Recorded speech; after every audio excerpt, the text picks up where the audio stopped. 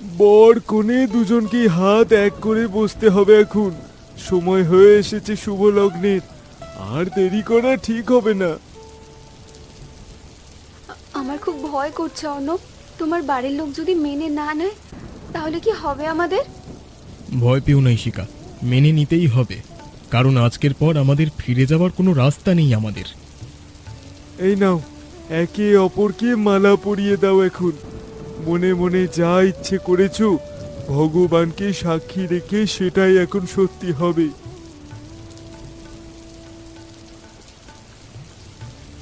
ভয় পেও না মা, আকাশও আজ তোমাদের বিয়ে সাক্ষী দিতে এসেছে। এই বৃষ্টি শুভ, এমন বিয়ে দীর্ঘদিন টেকে বলে শুনেছি। অর্ণব, আজ থেকে ও শুধু আমার মেয়ে না, তোমারও দায়িত্ব। কথা দিচ্ছ তো ওকে কখনো কষ্ট দেবে না? কথা দিলাম কাকু, যতদিন বেঁচে আছি ওকে চোখের আড়াল হতে দেব না। ব্যাস, আজ থেকে তোমরা স্বামী স্ত্রী। যা বাঁধন আজ তৈরি হলো তা যেন কোনো দিন না ছেড়ে।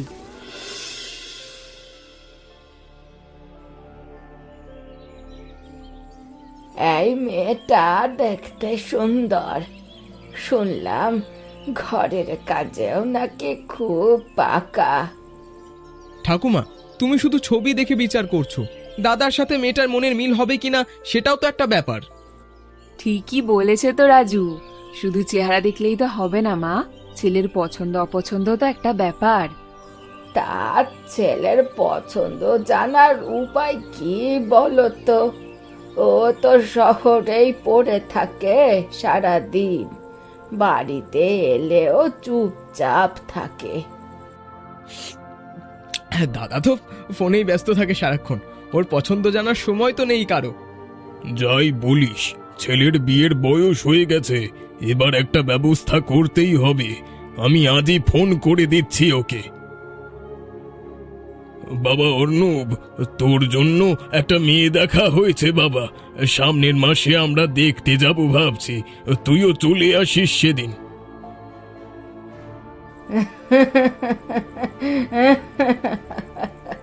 ছেলেটা আজকাল কেমন যেন অন্যমনস্ক হয়ে গেছে, কিছু একটা লুকাচ্ছে মনে হয় আমাদের থেকে। কি যে বলেন মা, ও তো এমনই, চাকরির চাপে ক্লান্ত থাকে সারাক্ষণ। রাজু, এই রাজু, কোথায় তুই? মা, ঠাকুমা, আমি একটু ঘুরতে যাচ্ছি। রাজু গণেশের সাথে এত মেশে আমার কিন্তু একদম ভালো লাগে না। ও লেখাপড়া করে না, সারা দিন বাউন্ডুলের মতো ঘুরে বেড়ায়।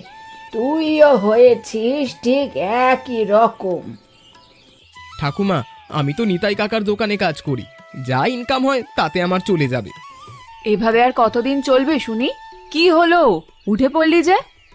আরে শোন শোন বলছি, শোন। এত রাতে হুট করে বাড়ি গেলে সবাইকে ভাববে বলো তো?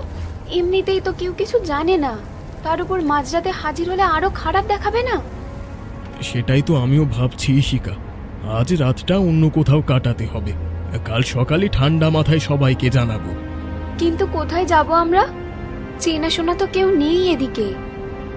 আছে একজন, আমার ছোটবেলার বন্ধু পিপলু, ওদের বাড়ি গ্রামের একদম মুখেই, প্রথম বাড়িটাই।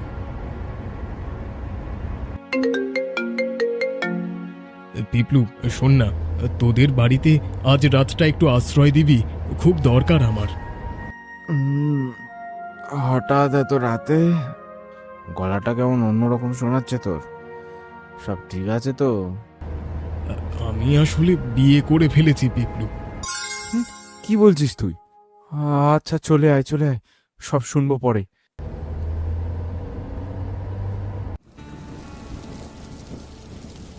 এ কি অর্ণব, এত রাতে কাকে নিয়ে এলি রে? কাকু, ও ইশিকা, আমার স্ত্রী। আরে ভেতরে আয় আয়, এই বৃষ্টিতে দরজায় দাঁড় করিয়ে রাখবো নাকি? তুই সত্যি বিয়ে করে ফেললি অর্ণব? আমাকে একবারও বলিসনি তো। সব হঠাৎ করে হয়ে গেল রে পিপলু, সময় পাইনি কাউকে বলার। কাকু, হঠাৎ এভাবে এসে অনেক কষ্ট দিলাম আপনাদের, ক্ষমা করবেন। আরে না না মা, কষ্টের কি আছে এর মধ্যে? এসো এসো, ভেতরে এসো। বৌদি ভেতরে গিয়ে আপনারা হাত মুখ ধুয়ে নিন, আমি খাবারের ব্যবস্থা করছি।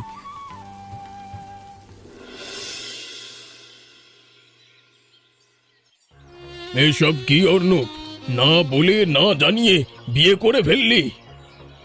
তুই তো জানতিসই যে আমরা তোর জন্য মেয়ে দেখছিলাম, তাহলে কেন আগে থেকে কিছু বললি না আমাদের? মা, বলার সাহসই পেলাম না, ভাবলাম তোমরা কিভাবে নেবে জানি না, তাই চুপচাপই ছিলাম। সাহস পেলি না মানে? তুই কি এতটাই ভয় পাস আমাদের?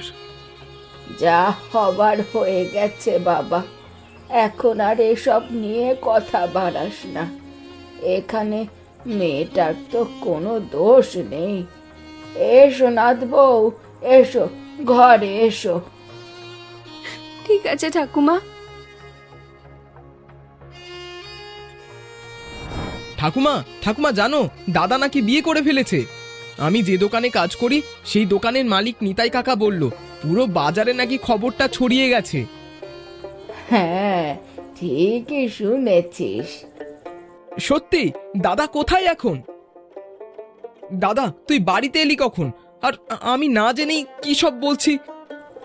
সকালেই এসেছি, তুইও কি অন্যদের মতো আমার উপর রাগ করেছিস? আরে রাগ করবো কেন দাদা, কিন্তু বৌদি কোথায়? তাকে তো দেখলামই না এখানে।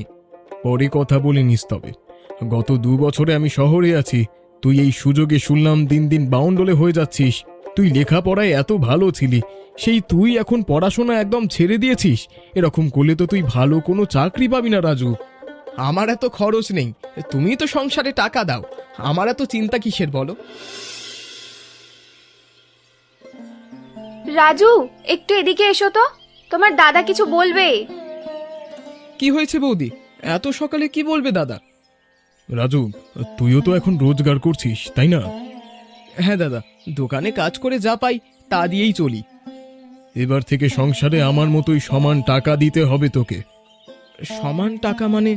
দাদা, আমার বেতন তো তোমার মতো না, সমান দিলে আমার হাতে তো কিছুই থাকবে না। সংসার তো শুধু আমি একা চালাবো না রাজু, তুইও এখন বড় হয়েছিস। কিন্তু দাদা, সমানভাবে টাকা কিভাবে দেব বলো? তাহলে আমি চলবো কি করে? সেসব পরে ভাবা যাবে, এখন সংসারের কথাটা আগে ভাব। বিয়ের পর এভাবে বদলে গেলি দাদা, আগে তো তুই আমার কথাই সবচেয়ে বেশি ভাবতিস। বদলাইনি রাজু, বাস্তবটা বুঝতে হবে তোকে। আমার একার টাকায় তো সংসারের সব খরচ চলবে না। জানো পিপলুদা, দাদা বিয়ের পর একদম বদলে গেছে, আগে তো এমন ছিল না। কি হয়েছে বলতো? এত মন খারাপ কেন তোর? দাদা বলেছে আমাকে ওর মতো সমান টাকা সংসারে দিতে হবে, কিন্তু আমার এই সামান্য বেতনে তো কিছুই থাকবে না দিলে। তাহলে তো তোকে আরো বেশি ইনকাম করতে হবে রে, এই বেতনে তো আর কুলোবে না। সেটাই তো ভাবছি পিপলুদা, কিন্তু কিভাবে বেশি ইনকাম করব বলো তো? এই ছোট দোকানে কাজ করে তো বেতন বাড়বে না কোনোদিন। তুই তো পড়াশোনায় ভালো ছিলি, একটা সরকারি চাকরির চেষ্টা কর না। আমিও তাই ভাবছি, শুনেছি সরকারি চাকরি পেলে সব ঠিক হয়ে যায়, বেতনও ভালো। তাহলে দেরি না করে আজ থেকে শুরু কর। পড়াশোনার জন্য বই লাগলে বলিস আমাকে, আমার কাছে কিছু পুরনো বই আছে। সত্যি দেবে পিপলুদা? আমার অনেক উপকার হবে, নতুন বই কেনার টাকা তো এখন নেই আমার। আরে এভাবে বলছিস কেন? কাল সকালেই নিয়ে আসবো তোর জন্য। যতই কষ্ট হোক, আমি প্রমাণ করে দেখাবই যে আমিও কিছু একটা হতে পারি। এই তো এই কথাটাই শুনতে চেয়েছিলাম। মনে রাখিস, তোর দাদার মতো তোকেও বড় চাকরি করতে হবে। দাদা, তুমি অন্তত আমার পাশে থেকো।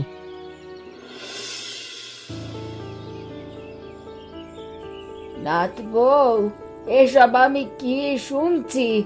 তুমি নাকি আমাদের ছোট ছেলেকে সংসারে টাকা দিতে বলেছ? আমি বলিনি ঠাকুমা, অর্ণব বলেছে, তবে আমি তাতে সায় দিয়েছি। আর আমি যা করছি রাজুর ভালোর জন্যই করেছি। ভালোর জন্য মানে? ছেলেটা তো এমনিতেই অল্প বেতন পায়, তার উপর এত চাপ দিলে তো ভেঙে পড়বে ও একদম। ঠাকুমা তো ঠিকই বলেছেন ইশিকা, রাজু তো এখন ছোট, এভাবে চাপ দেওয়াটা কি ঠিক হচ্ছে? মা, শুনেছি রাজু পড়াশোনায় খুব ভালো ছিল, তাহলে গ্রামের এই সামান্য দোকানে কেন পড়ে থাকবে ও সারা জীবন? তা বলে এভাবে টাকা দিতে বাধ্য করবে ওকে? ঠাকুমা, আমিও চাই ও একটা ভালো চাকরি করুক। ওর দাদা টাকা চাইছে বলে যে আমি চুপ করে আছি তা কিন্তু নয়। ওকে একটু চাপ না দিলে ও কখনো বদলাবে না। তুমি নতুন এসেছো এই বাড়িতে, এত তাড়াতাড়ি সব বুঝে গেলে? ঠাকুমা, বিশ্বাস করুন আমাকে, আমি ওর খারাপ চাই না। এখন আপনারা এটা না বুঝলেও পরে সেটা বুঝতে পারবেন।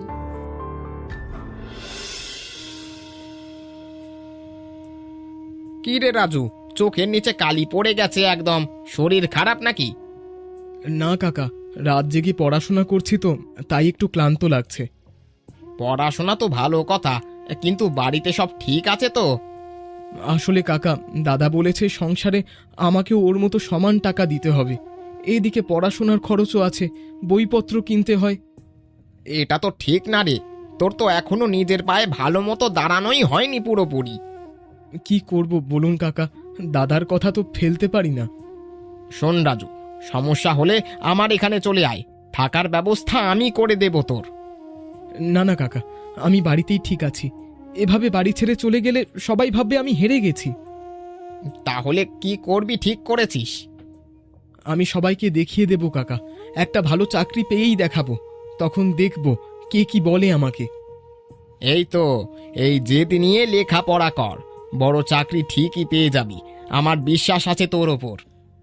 আমার চাকরি হয়ে গেলে তো তোমাকে দোকান একা সামলাতে হবে কাকু। ও নিয়ে তুই একদম চিন্তা করিস না, ও ঠিক আমাদের চলে যাবে। এ রাজু, এই মাসের টাকাটা তো এখনো দিলি না, আজ আমাকে দে, বাজার করতে হবে। এই নাও দাদা।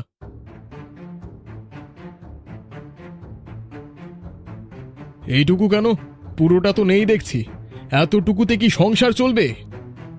দাদা, বইপত্র কেনার জন্য কিছু রেখেছি, পরীক্ষার ফর্ম ফিল আপের টাকাও তো লাগবে সামনে।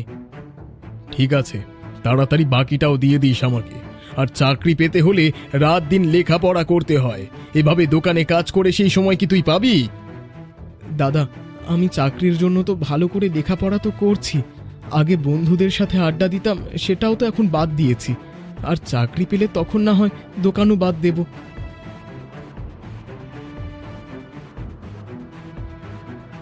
দেখিয়ে দেব, আমি ঠিক দেখিয়ে দেব সবাইকে একদিন।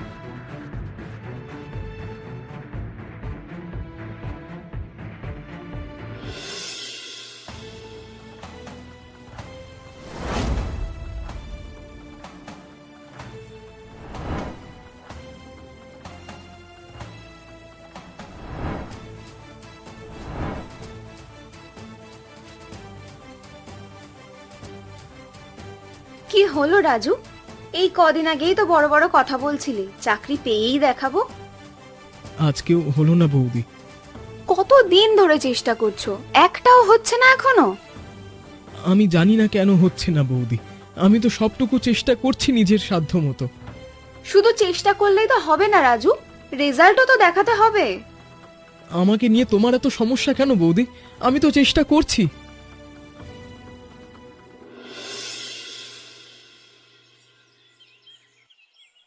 রাজু, রাজু দাঁড়া।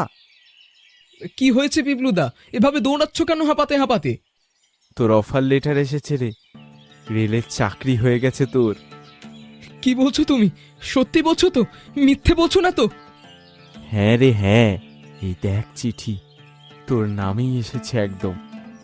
সত্যি তো? আমার চাকরি হয়ে গেছে তো পিপলুদা? আমি আমি করে দেখিয়েছি। বলেছিলাম না তুই পারবি। আয়, তোর ঠাকুমাকে গিয়ে এক্ষুনি বলি। ঠাকুমা, ঠাকুমা, আমার চাকরি হয়ে গেছে। সত্যি বলছিস রাজু?